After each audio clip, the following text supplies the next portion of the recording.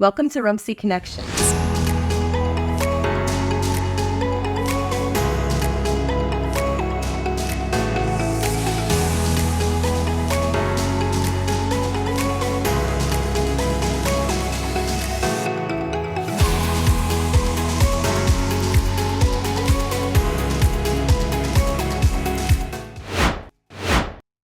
So welcome to RUMC Connections. My name is Meredith Gaskins, and I'm joined today by Stephen Nico, our peer supervisor, and Amber Ramos, our peer advocate. Welcome, and thank you for joining me today. Thank you for having us. Through RUMC Connections, you will meet the fantastic doctors, nurses, medical professionals, and peer advocates that make our hospital thrive.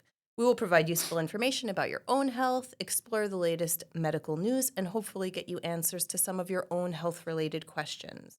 So, RUMC is Staten Island's leading provider of behavioral health services for children, adolescents, and adults. RUMC offers a wide range of vital behavioral health services, including its Peer Advocacy Program.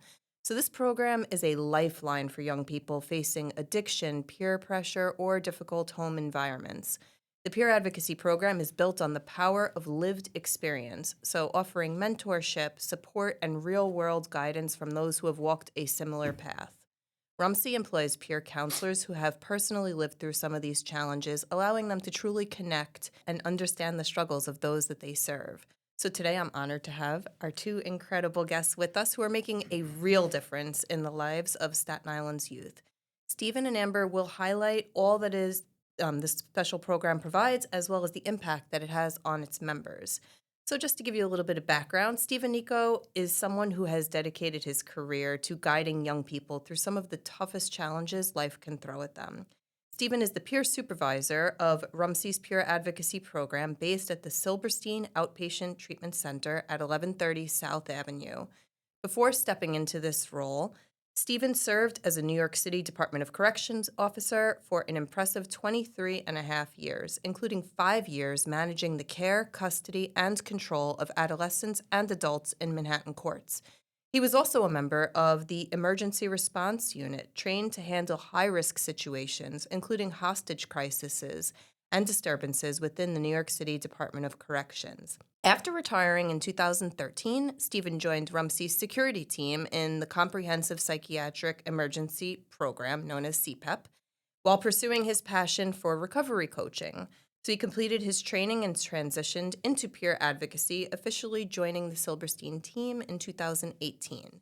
His commitment to the cause has led him to forge strong relationships with rehab facilities in Brooklyn, Staten Island, and New Jersey, ensuring that young people struggling with addiction and difficult home environments have access to the resources that they truly need. So in 2022, Stephen became a certified peer specialist, and most recently, he achieved the role of peer supervisor through ASAP New York.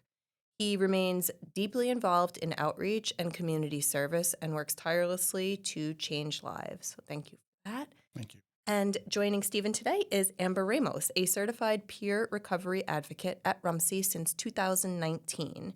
Amber first worked in the emergency room, providing bedside intervention and harm reduction education for individuals struggling with addiction, including throughout the COVID-19 pandemic. She now provides peer recovery services to adolescents and young adults ages 11 to 25 at the Center for Young Adults Outpatient Clinic, helping those affected by substance use disorder and co-occurring mental health challenges. Amber is also deeply involved in community outreach, working with schools, nonprofits, and rehab facilities across multiple states. She is currently completing her bachelor's degree while also bringing additional clinical knowledge to her role through her certified medical assistant training. So welcome. Let's Thank you. start with the basics. So, what exactly is the Peer Advocacy Program at RUMC? Peer Advocacy Program, I believe, began at RUMC, I believe, in 2017 or 2018. What the program is basically it's a mentorship. What we do is we were brought on to try to help young adults who are struggling or battling the disease of addiction. And what we do is we mentor them. We show them that there are other options out there, healthy options, better options, life options. And what it is we are kind of guiding them into a place in their life that they've strayed from. And I always say to them, you know, you're not lost, okay? hmm There's a road. We can take this road together because you weren't born this way. And I tell them that you have to have the confidence and belief that you have to be who you were before the disease. What I like to say is the real you, the true you, the you before addiction. Okay? It's not dead. It's just dormant. So we're going to bring it back. We're going to bring you back.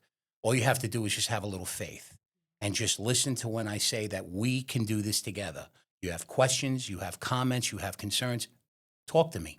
Something about a way you're feeling, let me know.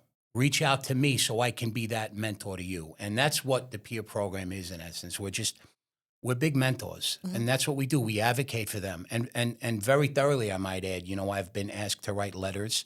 Guys who are in court, you know, progress reports and how they're doing in our facility.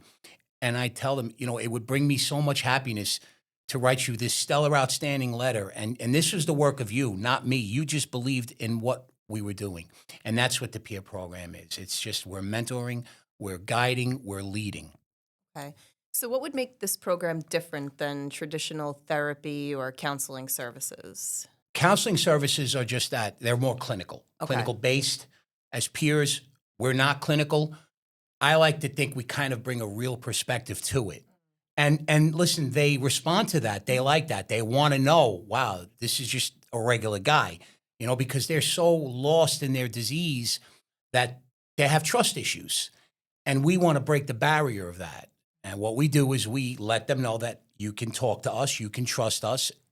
And it's not that they don't trust their clinicians or anything. It's just a different level of care. That's more clinical. Um, you know, we can disclose. Okay, so we have that connect with them that on their level, because what we do is we have to sometimes go to their level, and they like that and they respond to that. Okay. Yeah, I think the fact that we are non-clinical service providers is very helpful in the client relating to our stories. We don't go far into detail, but about what we go through, but just enough for them to see that we are human Yeah. and that our story is very similar to the path they may be on, because some of these young adults don't see a light at the end of the tunnel. hmm So for them to see someone who they may relate to, I don't necessarily want to say age, because, you know, whether they are in incarceration or homelessness or, you know, maybe having a certain cultural background, you can relate to a peer in many different ways. So the fact that you are able to disclose some of the things that you have either struggled with and learn how to heal from that, whether it be mental health or substance abuse, you know, it does make an impact in the conversation, just like how we are having a conversation right now. Yeah. It's very different than, you know, kind of being in a very Clinical setting. clinical Yeah. setting. Yeah. No, of course, it makes Mhm. sense. And I mean, yeah, you're building a rapport with them. They're realizing that you can relate to them and Mhm. you've, you know, been through maybe a similar struggle or issue. And, you know, that will certainly help them on their road and, you know, being able to connect and have you guys as mentors. Absolutely. How do peer advocates connect, you know, with the young people that they serve? We start off with understanding what services they need. Okay. And I learned that through working in different departments. Mm, So that cross training really helped. yeah. And being able to see that some of Nico's clients may be in for mandation, whereas one of my clients may be here using due to being homeless, not having the proper support in his home or her home to be able to make the changes that they need for themselves. And the way we connect is just being educated.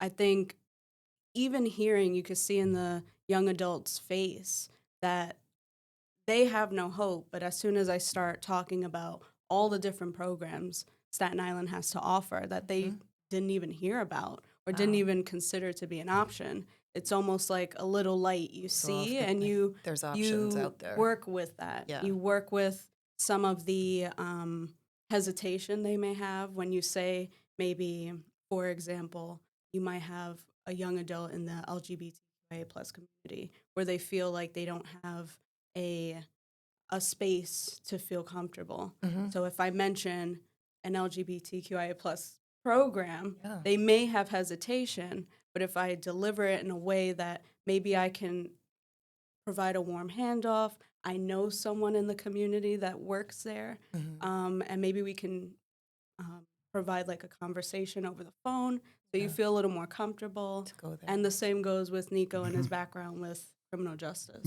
I kind of approach it where, especially the youth, Yeah. okay, obviously they can be challenging to connect with them Mm-hmm. or reach out to them, but I find that I kind of focus on something they like, and I'll bring it up from there. I particularly look for the ones who like to wear different football jerseys. So I'll look at them and say, now, really, you're wearing a Cowboy jersey here? You just broke my heart. And, they'll say something. I'll say, we'll talk. And I'll say, why don't you come to my office? Let's sit down. Let's talk a little bit about, because I want to hear, what got you into this Yeah. team. Cooking has been a thing that I've noticed on the rise, that they're really into making pizzas for their parents, preparing something. So I kind of break that boundary by kind of meeting them where they're at, because don't forget, again, it's got nothing to do with me. It's about them. Yeah. Okay, their care, their treatment, their well-being, and we want to see them walk out better than they walked in. And we have seen that. And it is amazing because they'll feel that they're engaging. Yeah. And they like that Mhm. because, kids like to talk. Young adults like to communicate. Yeah. Right. I'll talk about if they're into video games, and they'll tell me what games they play, and we'll talk about, hey, how come you got into that game, but I like to always circle it back to what the root cause is. What's the problem? Mm. Okay, you're here for a reason, Yeah. not because you're really good at a video game. You're here for a reason. So what's going on? Talk to me. Any way we as peers can break the ice, I encourage any and all peers, you break that ice. Yeah. You get through to them the way you know how to get through to them.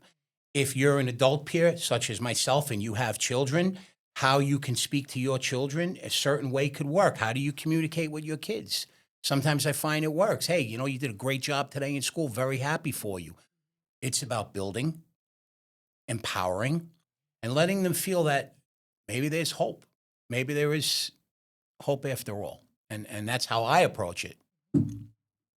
I would say active listening is key. Yeah. Where I see a big difference in a young adult or a youth who does not have a voice in their home, and you finally get to speak with someone who's actually listening to the conversation, where we can provide questions and feedback to what they're saying. It Mhm. makes an entirely different, perspective on, hey, I'm talking to someone who may want to hear what I have to say. It's a Mhm. form of respect. Yeah. So. Absolutely. So why would you say, peer support is so critical for youth that are struggling with addiction, peer pressure, or maybe difficult home situations? Again, I think it is about trust. And it could be a young adult. It could be someone a little bit older. I've seen it. Obviously, they have so many emotions going on. Mm-hmm. Okay, it's internal. Everything is just strife and conflict. What I like to do is bring it down, and I let them share what is bothering them, what they're going through, and I relate to a lot of it. And I Yeah. tell them, I hear everything you're saying. I get it. I get what you're feeling. I get what you're saying. Mm-hmm. But let's try something. Let's try another approach, okay? Let me show you, and we're going to get through this. I think it's just they want to be heard. And I hear so many people blame mom, blame dad, blame anyone and everything because as addicts and alcoholics, very blameful. We like to put it on others. So I kind of stop them from blaming and kind of get them to admit it. It's coming from you. So how can we work on you? That's the priority. Let's work on you first. Believe me, I've seen it. I know Amber has seen it. Mhm. They want to be around you at that point Mm. because they know you're not there to judge, yell, scream, holler, get on them, kind of like what parents do, right? With our kids, right? We're all guilty of it, Yeah. but we're there to really embrace them in a course. certain point of view. And it goes so far. They don't forget it. And then they want to open up to you. You know, we plant seeds. Sometimes it takes a while to germinate, but they do germinate. Now, do you guys ever do group sessions where maybe it's a few peers experiencing the same, or is it always one-on-one? Yeah, we do. We provide different types of group. We have for the Center of Young Adults, we established a understanding relationships group. We have a building connections group, a different art therapeutic group, as a way to help those who maybe don't want to speak as much as some other people who may like to have conversations about what they've gone through. So there's an activity for those who are not ready to speak, and then there's open discussion groups for those who are able to speak. I do groups twice a week. It's an adult group, and it's whatever it is they want to talk about. Some will come in, I'm so mad. Okay, if you want to share it, share it. You don't want to leave the same way you came in. Yeah. I call the groups that I do, I tell them, this is the dumping ground. Right here. You dump it here. Let it out, yeah. Right here. This is why we do this in the dumping ground. So let it out. And it works. And, you know, they'll feel so good after they released what is going on with them. And they're racked with so many different emotions at times, you know. And they'll say, well, you know, thank you. No, you don't thank me. I thank you for being so honest up front and truthful. And now you'll feel a little bit better about yourself as the day progresses. And it works. Yeah. It builds a sense of community too. I know we not only groups that we do little like office events, I would say. So this week alone, the Center for Young Adults put together like a gardening group. Oh, I love that. Play with clay. We try That's to make great. it fun. Yeah. Different canvases, and then I know Silberstein even hosts gather around, let's eat a meal together.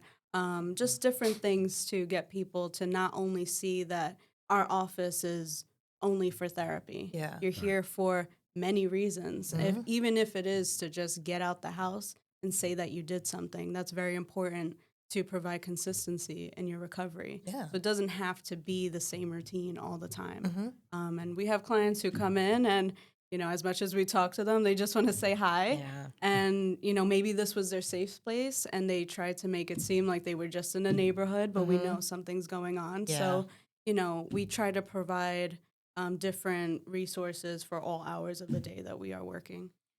It is as safe as an environment one could want.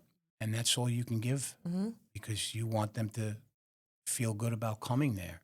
It's not just the roles of the peers. I have to say, I have to give kudos to the therapists that we work with, who I have to say are absolutely amazing in what they do and how they manage their care with them and how they treat them. It's such a good building. It really is. And, I get a lot out of it. Sometimes I enjoy the groups more than they enjoy the groups, It's the truth. I'm sure.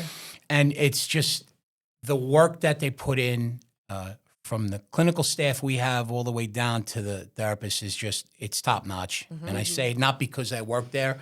That is the place that I think you want to go to. Yeah. Okay, because now for the adults, we have therapy such as meditation, yoga. We're exploring possible acupuncture. We're looking into that. Drawing, if you want to come, color therapy, which works, Yeah. sand therapy trays. I mean, and just basic grassroots talking, communication, which is the best therapy of all, if you ask me. Yeah. Sharing, like they say, is caring. So what would you say, Amber, in terms of the youth? What are some of like the most common, issues that you see being presented? I would like to start off by saying that recovery is not always about substance abuse disorder.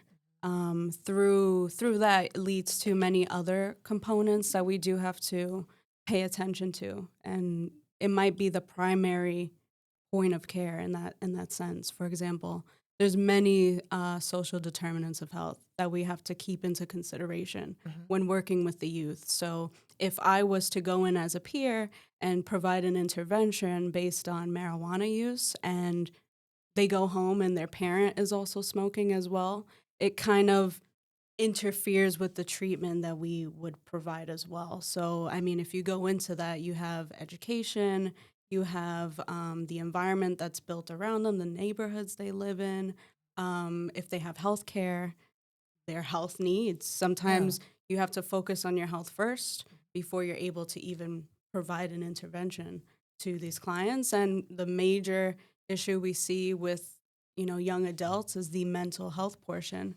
And for me, I'm learning to see the scale of, is it substance abuse? Is it mental health? And is it both together, the co-occurring part of that as well? So you have to figure out how to treat it. And if any of our influence is also being provided in the schools that they go to, in the other programs that they may be participating in, to help keep the consistency of what we're doing with the clients. So. And I'm sure in this day and age of technology that social media plays a Exactly. part as well. Yes, exactly. Yeah. Mm-hmm. They're very knowledgeable, more than I would feel personally that I was at that age, which is something not to judge, but to work with and to evolve with. Okay, they may know the knowledge, but how do I support in the best way that I can? Yeah. And work on their level, because they're not kids anymore. As much as it's Absolutely. youth, Yeah. they're very knowledgeable what's going on in substance abuse, mental health. Okay. And would you say, Stephen, that the people that you see, would you say that the majority is addiction related, or are you dealing with other issues? Yeah, the Silverstein program in my area is substance abuse. So yeah, I deal primarily with addiction. Being a peer specialist, I can also deal with somebody who has suffering from mental issues, mental illness. So I can also kind of relate to them and talk with them a little bit as well. But I'm predominantly substance abuse, and I feel that's where I'd like to say I thrive in that more than any other area. And how are we doing as a borough? What are you seeing substance abuse wise? What is being abused the most here? Marijuana and now fentanyl, which is, and I tell people, you're playing Russian roulette. I don't care what your friend says. I don't care that he's done it 3 times in the past 2 days and he's fine. And that is an uptick. That's a bad trend. What's sad is when they can't get their hands on something, they'll settle for anything. I've seen that. But I would think right now, marijuana. Well, I'm sure with the legalization too. That didn't help. No. I'm sorry, but I just don't believe, in my honest opinion, it opened up doors that shouldn't have been opened. That's just my opinion. But I would think right now the biggest thing is fentanyl. Yeah. That's really, really, and it's just getting into everything. Yeah. I don't know if this is true. Someone had mentioned to me last week that now the vapes, that they're putting fentanyl in vapes. Yes, it's true. And I, it took a moment to process that. I'm like, did I hear what you just said correctly? Yeah. Like, my gosh, like who would, why? What's the upside to that? Of course. And isn't it true though that like the amount that could fit on the tip of a pencil could make you overdose from the fentanyl? There is absolutely nothing good about it the way it's used. I just think that there needs to be more communications as far as that goes, more knowledge of it and its potency and what it can do. Yeah. It should be addressed. I believe it should be addressed in the schools. I believe it should be addressed at the workplace. Just because someone wears a suit and a tie and is a 9 to 5 and looks all prim and proper and goes into a nice office building doesn't mean that they're not going through something or have something that they're living through. I believe it should be made aware on this island daily. And it starts, I believe, in the schools, because schools groom children for future. Yeah, if they're not being educated. I mean, we had drug education growing up. It should definitely be something that's incorporated into, and I'm sure you see it firsthand dealing with the youth. With that, if I can add, which he makes a great point with the fentanyl use and where it's being placed. I think as much as these the youth is educated on what's happening in society and they keep up very consistently with current events, they're not educated in relationships and networking and who to trust. So who's to say that who you're getting your marijuana from isn't in a pinch and is doing something to make sure that they gain, what they need to gain, and you are the fall of that action.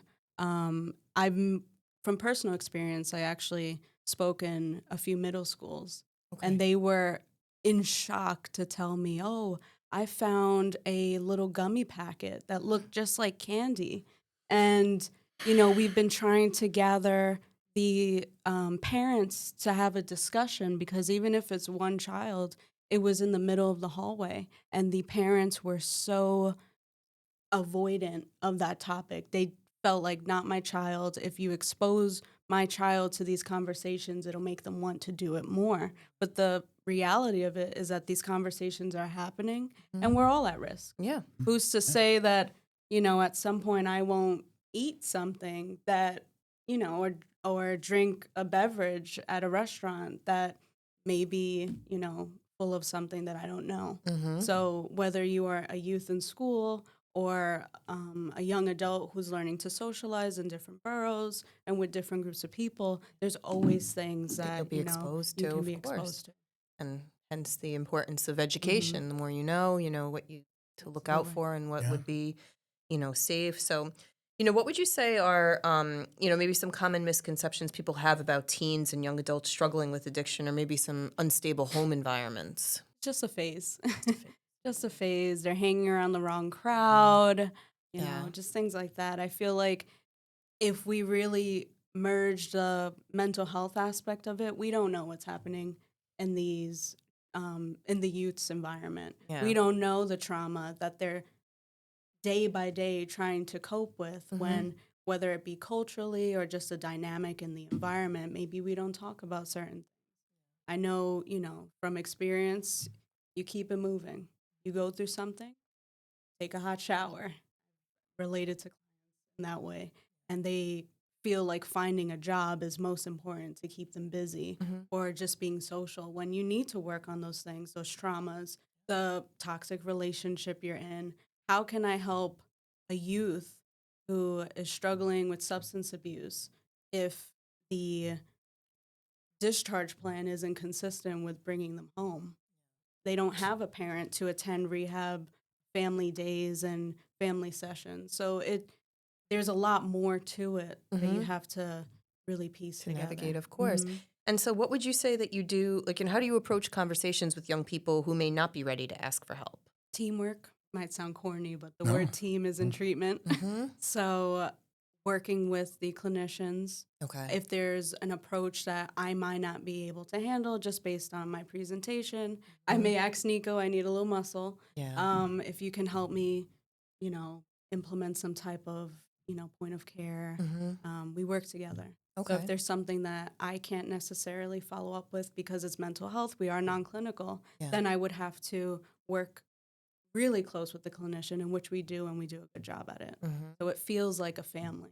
Of course, and I'm sure that's extremely important to helping them get through their issues. So I would love if you could both maybe share, a success story where the program's made, a significant impact on their lives. That's a tough one because we've seen so many success stories. But I have one in particular that always comes to mind.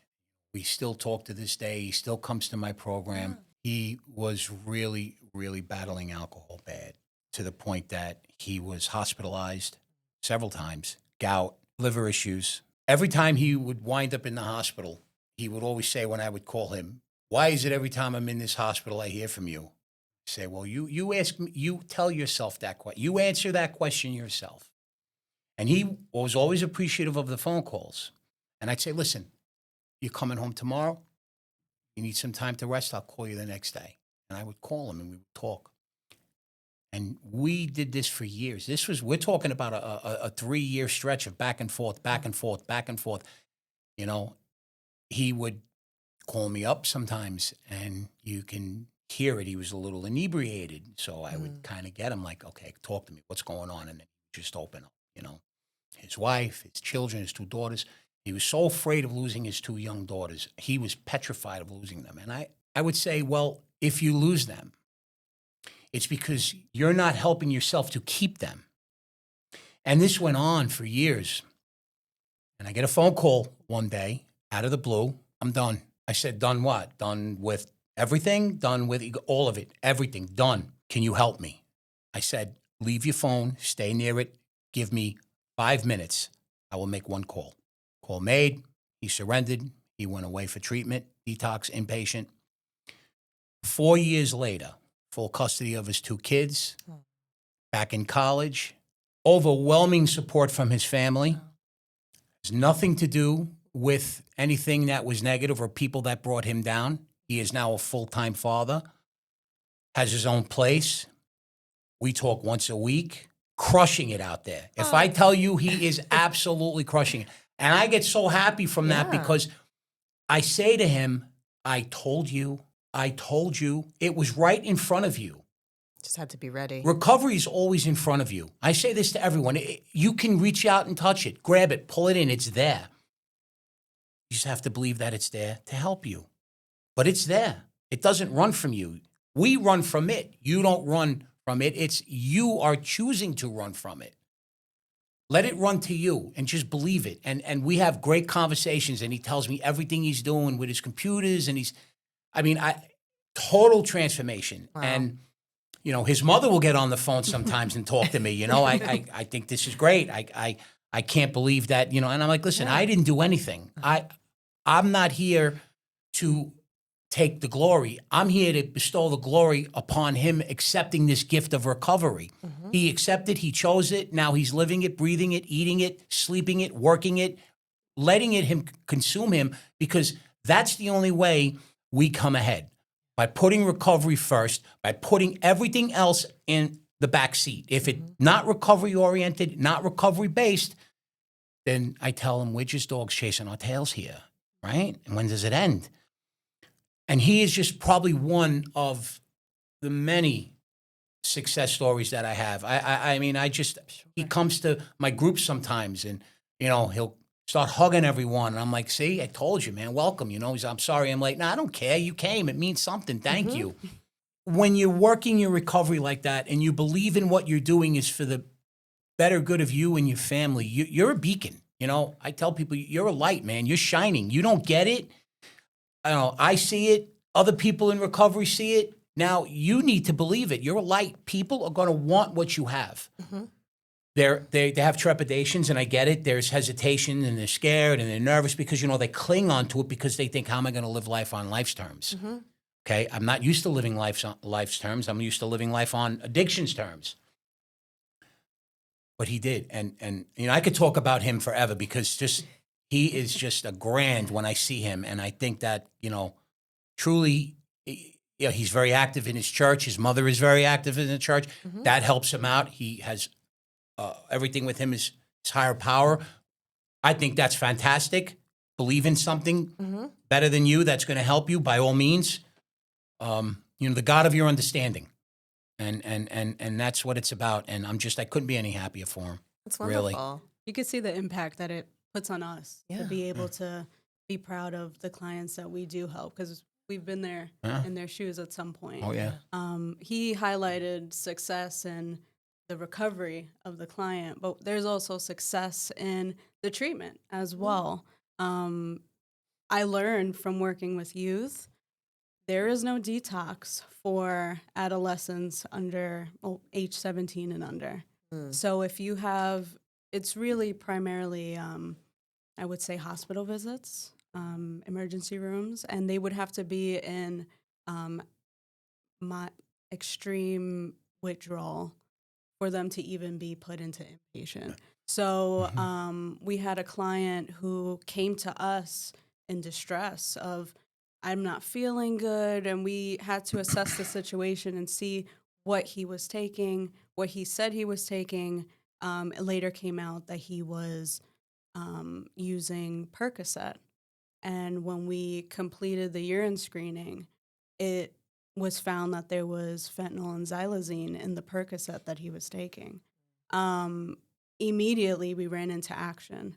I had to have called, I can't even lie, 40 different rehabs for a Medicaid client that would accept him to stay, without detox. And why I say that is because he kept going into the hospital and they would release him because he was okay. Yeah. And then to avoid the withdrawal, he would go and get high again a little bit just to keep him from going into that withdrawal.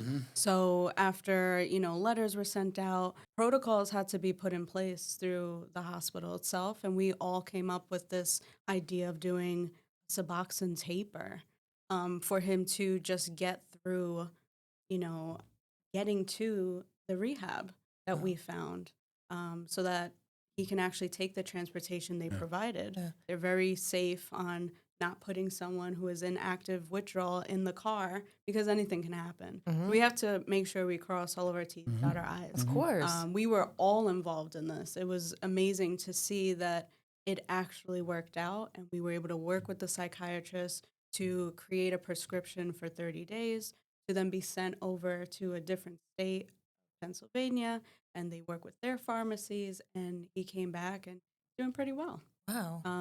And however that ends, it's really us creating more plans like that if there is a relapse, if there is, some type of crisis. Yeah. The work you're doing with SIPPS and Thank you. getting, more peers into the field. We did have a client who was smoking marijuana, wanted to get their life together. To keep the story short, they ended up doing that, working on the mental health part really strongly so that they can feel motivated into going back into the work field, and actually was interviewed by Nico here to become a peer herself. And Wow. now she's probably making more money than me, but it's I'm glad. Yeah. It's nice to see, and it's very consistent, Yeah. and the evolvement that comes with that. I wish Wow. them the best of luck Of with course. their career. And I just want to give a real quick plug on that with the Yeah. peer program, the peer mentorship program. It's great that I work with the CSI with that and the SIPPS. And, it's amazing how many now want to become peers. They see what we do, Yeah. and it's motivation for them Of to course. put that stuff down, Yeah. get your mind, get your life right, accept this gift, and let's go. We help plan a future like that. Yeah. Really, what we're doing is we're giving them a future in recovery, a future in aftercare, a future as a peer. And so many now are lining up for that. Wow. It is absolutely, we just had a graduating class February, 14 peers Wow. hit the workforce. And it was great, and I was so proud to be a part of it because I help with the interviewing. I interview so many people, and I really look for everything when I interview because this is someone's life or death. You have to be honest about it, okay? You have to be because addiction is honest. So I'm honest about it, and they're just really relishing this opportunity to give back. And they all say this because I'll always ask, what's the one reason why you want to do this? And every answer is the same. Because I want to feel like I'm giving back to those who gave to me. And it's mind-blowing to know that every interview, they're all ending with pretty much the same thing. And I would have to say, I really kudos to the SIPPS and CSI for allowing this to happen. How long is the peer program if you want to become an advocate? Yeah, it's 3 nights a week. 3 From months, I 6 would to say. 9. And you don't even have to leave the comforts of your own couch. It's all Oh, wow. virtual. It's virtual. And they'll say they'll have to go back to school. And I'll say, no, listen, you can eat your pizza and sit on the class and just enjoy it while you're studying. It's Dr. Susan Hudick, who I have to give her a plug, is just beyond amazing with how she teaches this course. Yeah. And they love her. And that's great. When you come out and I'm there for the graduation ceremony and they're getting their certificates and everyone is hugging her and thanking her because of the work that goes into this. And they'll ask me to Sure. come on and I'll speak to them when they're doing the classes and pep talk, motivation. It's great. So now this is not my wheelhouse, but that just seems a little concerning to me, what you were just saying before about there being, no rehab for Mhm. these young adults. And to me, that just sounds like it becomes an ongoing issue until they reach adulthood, and that sounds like something that needs to be changed to make more of a difference in these. If I may, I find it to be disturbing Yeah. and downright wrong Like that we can't provide for our youth here on this island Mhm. if they want to stop. if they want to stop. Yeah. Yes. So, I think at this point now, I don't believe there should be any more excuses. I mhm. think it powers that be that can make something happen for our youth. No, of course. I mean, it really needs to Huh? change to make a difference. We're running out of time, but I just wanted to touch on, what is, one message that you would like to leave, with listeners who may be struggling themselves or know someone who is. Use your voice in a place that you feel most comfortable. Um, there's always opportunity there, and ask the right questions to those who may have the answers to, which is why I guess in my situation, it's very important. Mhm. There's been many different initiatives that take place to make sure that the peer program has evolved, whereas in the past, there was not a significant other program. So I got into this field due to that point exactly. For being a family member of someone who was struggling, I didn't think that there was any way for me to not only release my experiences and what I was going through, but also make a difference.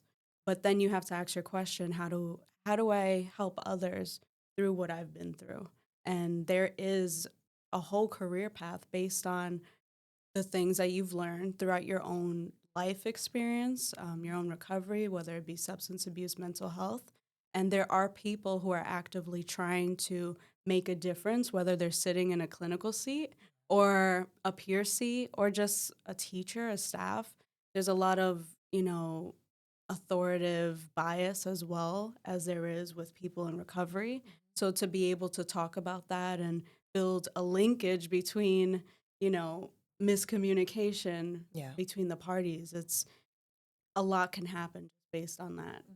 We work with the community. So if you might not get the answer from your family or the people you trust the most, there's always someone out there that will be able to answer your questions. There's always something to talk about. And the more you stay quiet, it will internalize within you. And it's not fair for anybody to have to go through so much at such a young age and to not feel validated for those feelings. So it's really why we do what we do. Yeah. Mm-hmm. It's really beautiful. I would say the same thing, kind of echoing a lot of what Amber said. You're a voice. We don't trivialize how you feel. We get it. I get it. I get it a lot. Speak. Don't be afraid. You're putting the boundaries in front of you. As peers, we want to knock the boundaries down, help you knock those boundaries down, and just take a leap of faith. You're a voice. You're a person, and I'd say, remember, the real you, the true you, the you before the disease. He's right there. Just think of a moment in your life that you were happy. Mhm. I don't care if you were a 9-year-old kid. Just think of that moment and realize, why can't I laugh and smile like that again? We approach it from all angles. Eventually, we just want them to have the faith in us as Mhm. peers to help guide and mentor them to get through some of life's roughest journeys. Of course. It's Absolutely. a rough roadmap out there. It is. So Amber and Stephen, I would like to thank you both for, sharing your journey and shedding light on, the incredible work that's being done, at the Silberstein Clinic and the Center, for Young Adults. It's clear that peer advocacy is making a real difference in the lives of so many young people. And, we're grateful for the dedication of you and your team.